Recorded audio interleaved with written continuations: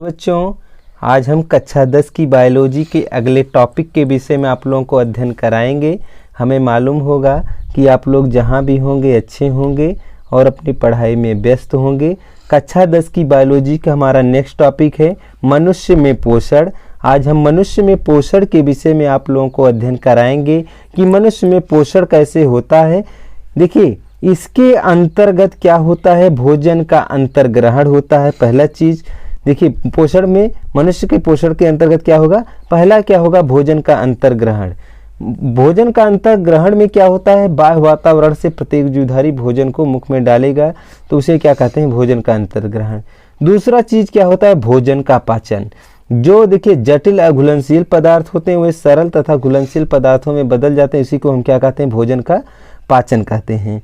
तीसरा क्या होता है, पाचन जो होता है, देखिए जीवों में दो प्रकार के, बाह्य कोशिकी होता है, एक अंतःकोशिकी, लेकिन हम लोगों के अंदर बाह्य कोशिकी, क्योंकि कोशिकाओं के बाहर पाचन होता है। और एक कोशिकी जीव प्रोटोजोआ हुआ में कोशिकाओं के अंदर होता है, इसलिए उनमें कैसा पाचन होता है, अंतःकोशिकी पाचन होता है। तीसरा चीज क्या होगा, पोषक तत्वों का अवशोषण। पोषक तत्वों के अवशोषण में carbohydrate, proteins, vitamin, fats, minerals का अवशोषण होता है। चौथा क्या टॉपिक है, पोषक तत्वों का स्वांगीकरण। जब ये तत्व जो होते हैं, जैसे हम रोटी खा रहे हैं, रोटी में स्टार्च पाया रहा है, स्टार्च लास्ट में टूटेगा ग्लूकोज के रूप में, वो ग्लूकोज जाएगा हमारी छोटी आंत में, अवशोषित हो जाएगा। फिर पोषक तत्वों का स्वांगीकरण, ये जा करके हमारी प्रत्येक कोशिका में जा करके मिल जाता है। उसके बाद अवशिष्ट पदार्थों का उत्सर्जन, जैसे हमने बताया, आप लोग गन्ना देखे होंगे, जैसे कैसे पेरा जाता है, उसका रस निकलता है, खोइया दूसरी तरफ से निकल जाता है। उसी प्रकार से हम देखते हैं कि जो हम भोजन खाते हैं उसका पाचन होने के बाद जो पोषक तत्व होते हैं हमारे शरीर में लग जाते हैं, और जो अवशिष्ट पदार्थ होते हैं वो हमारे शरीर के विशेष ऑर्गन्स गुदा द्वार के द्वारा शरीर से बाहर निकल जाते हैं। देखिए बच्चों, इससे कैसे कैसे क्वेश्चन पूछता है, तो देखिए इससे दो क्वेश्चन बहुत इंपॉर्टेंट बनते हैं। उसका नाम सुन लीजिए, मनुष्य का आहार नाल क्या है, आहार नाल का सचित्र वर्णन कीजिए। दोनों क्वेश्चन का आंसर एक ही होगा। दूसरा क्या है, पाचन क्या है, पाचन तंत्र का सचित्र वर्णन कीजिए। तो देखिए आप लोगों को बता दें, मनुष्य का आहार नाल जो होता है ये मुख गुहा से प्रारंभ होकर गुदा द्वार पे समाप्त होता है, यानी मुख गुहा से प्रारंभ होगा और गुदा द्वार पे क्या होगा, समाप्त होगा। ये लगभग जानते हो 8 से 10 मीटर लंबा भाग होता है। हमारी लंबाई कितनी है, ज़्यादा से ज़्यादा 5 से 6 फुट होगा, और इसका जो होता है मनुष्य का जो पाचन तंत्र की लंबाई कितनी होती है, 8 से 10 मीटर होता है। तो पहला क्या, मनुष्य के आहार नाल में मुख गुहा से प्रारंभ होकर गुदा द्वार पे समाप्त होता है, अगर कोई पूछ रहा है। और यह कितना मीटर लंबा भाग है, 8 से 10 मीटर लंबा भाग है। दूसरा चीज क्या है, पाचन क्या होता है, अगर पाचन के विषय में पूछता है, पाचन क्या है, पाचन तंत्र का सचित्र वर्णन, तब हमें परिभाषा देंगे, वे भौतिक तथा रासायनिक अभिक्रियाएं जो जटिल तथा अघुलनशील पदार्थों को सरल तथा घुलनशील पदार्थों में बदल देती हैं, उसे हम क्या कहते हैं, पाचन कहते हैं। देखिए बहुत सिंपल परिभाषा है, आप लोग समझते हैं। वे भौतिक, जैसे हम खाने को मुख में चबा रहे हैं तो कौन सी अभिक्रिया हुआ, भौतिक हुआ। रासायनिक अभिक्रिया, रासायनिक का मतलब विभिन्न प्रकार के एंजाइम का जो श्रावण होता है, जैसे टाइलिन, एमाइलेज, ट्रिप्सिन, काइमोट्रिप्सिन, तो एंजाइम में कौन सी अभिक्रिया हुआ, रासायनिक अभिक्रिया है। तो जटिल, जटिल का मतलब जो हम भोजन पहले लेते हैं वो बड़े बड़े टुकड़ों में रहता है, वो कैसा हुआ, जटिल हुआ। अघुलनशील, वो तुरंत सालबुल होने वाला नहीं होता है। तो अघुलनशील पदार्थों को हम किस में बदलते हैं, सरल, किस में बदलते हैं, सरल, तथा घुलनशील पदार्थों में बदलना ही क्या कहलाता, पाचन कहलाता। बहुत सिंपल परिभाषा है, आप लोग समझ सकते हैं। केवल 2 शब्द याद करना, जटिल अघुलनशील को सरल घुलनशील में बदलना ही क्या कहलाएगा, पाचन कहलाएगा। इसके बाद अगर ये पूछ रहा है मनुष्य का आहार नाल तथा पाचन तंत्र का, पाचन, मनुष्य का आहार नाल पूछे या पाचन तंत्र के भाग, तो आहार नाल या पाचन तंत्र के मुख्य प्रमुख भाग जो होते हैं निम्नलिखित हैं। आप लोगों को हम इसको चित्र के माध्यम से पहले समझाएंगे, तब टॉपिक बाय टॉपिक आपको अध्ययन कराएंगे। आप लोग पाचन तंत्र के फिगर पे आ जाइए। देखिए क्या है, हमारा मुख गुहा है, आप लोग देख लीजिए, ये क्या है, मुख गुहा। मुख गुहा क्या है, जिसको हम इंग्लिश में क्या बोलते हैं, बक्कल कैविटी बोलते हैं। क्या बोलते हैं, बक्कल कैविटी। देखिए सभी लोग देखते हो, बाहर से हम भोजन को कहाँ पहले डालेंगे, मनुष्य में मुख में डालते हैं। किस में डालते हैं, मुख में। तो मुख में क्या होगा, टाइलिन एमाइलेज एंजाइम होगा जो लार के द्वारा स्रावित होता है, वो भोजन को छोटे छोटे टुकड़ों में तोड़ देता है। समझ में, ये क्या हुआ, मुख गुहा।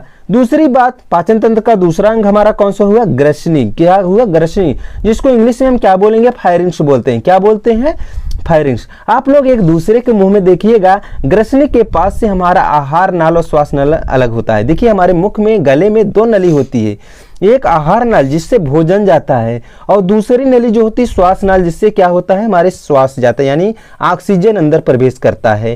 तो देखिए कभी कभी आप लोग खाना खाते रहते हो, बहुत बोलते रहते हो, तो जो भोजन के कण जो होते हैं वो हमारे श्वास नली में चले जाते हैं, तो जिससे हमको छिछनी आ जाती है और हमारे नाक के द्वारा ये भोजन के कण निकल जाते हैं और हमको खांसी आने लगता है। आप लोग इससे भली भांति परिचित भी होंगे, सभी लोग कभी ना कभी सबके जीवन में ये घटनाएं घटी होंगी।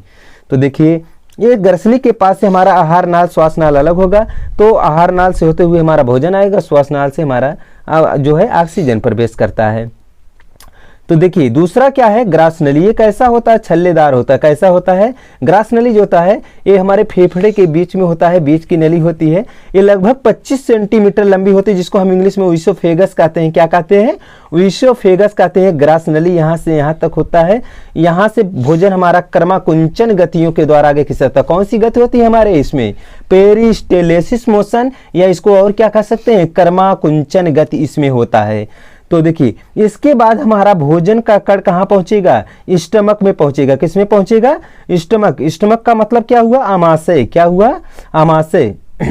आमाशय में देखिए हमारा भोजन लगभग 3 से 4 घंटे रुकता है। कितने घंटे रुकता है हमारा भोजन, 3 से 4 घंटे रुकता है। ये एक प्रकार के समझ लीजिए रबड़ है। क्या है, रबड़ है। एक थैली डायफ्राम से अलग होकर के यहाँ पे आमाशय जो होता है एक झिल्ली की तरह होता है। जब हम भोजन खाते हैं तो हमारे भोजन के कण इसी में आकर के एकत्रित होते हैं।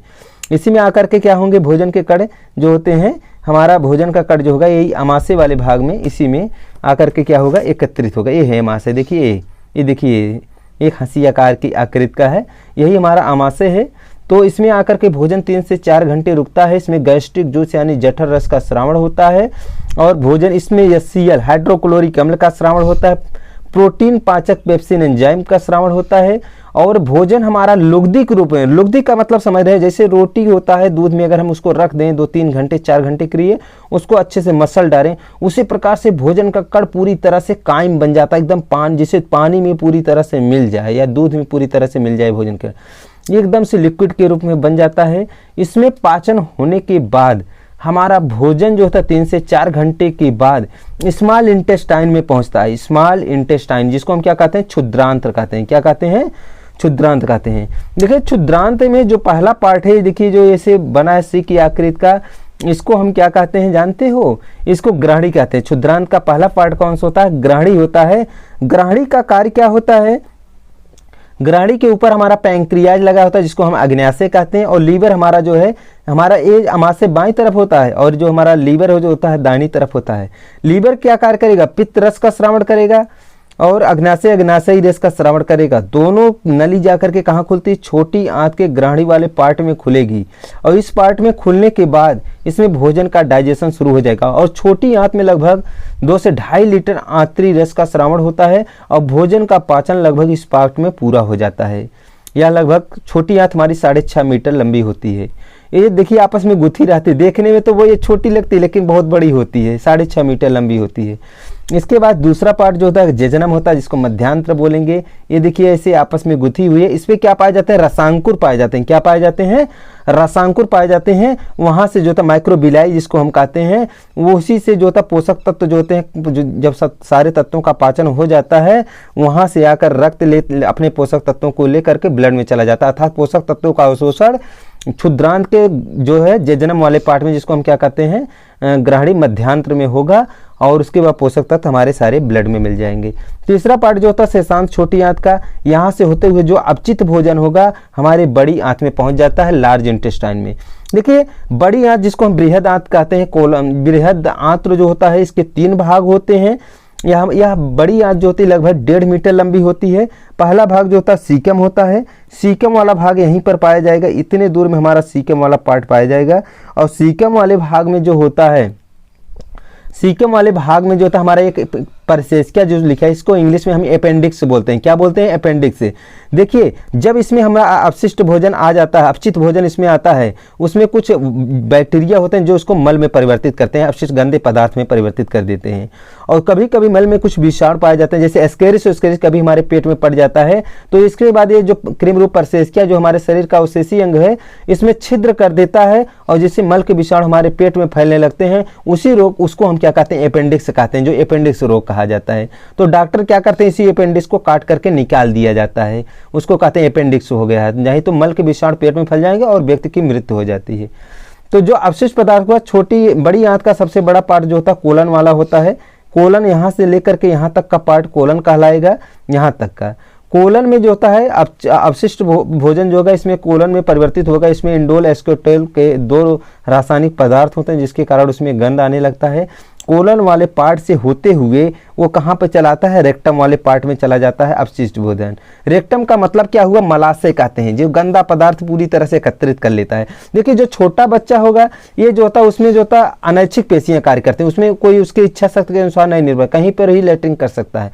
और बड़े बच्चों में क्या होता है? धीरे धीरे ऐच्छिक हो जाता है, उनके इच्छा शक्ति के अनुसार हो जाता है। तो अपचित यानी गंदा पदार्थ अपशिष्ट भोजन इसी में एकत्रित होगा और गूदा द्वार से होते हुए हमारे शरीर से बाहर निकल जाता है। देखिए गूदा द्वार में कौन सा रोग होता है? गूदा द्वार में कौन सा रोग होगा? जो यानी जो बवासीर आप लोग सुने होंगे वो गूदा द्वार में होते हैं। उसमें क्या होता है? पाइल्स जिसको इंग्लिश में बोलते हैं। उसमें जो होता है इसकी रुधिर वाहिनियां फट जाती है जिसके कारण गूदा द्वार की क्या हो जाता है? हमको पाइल्स नामक रोग हो जाता है, यानी बवासीर हो जाता है।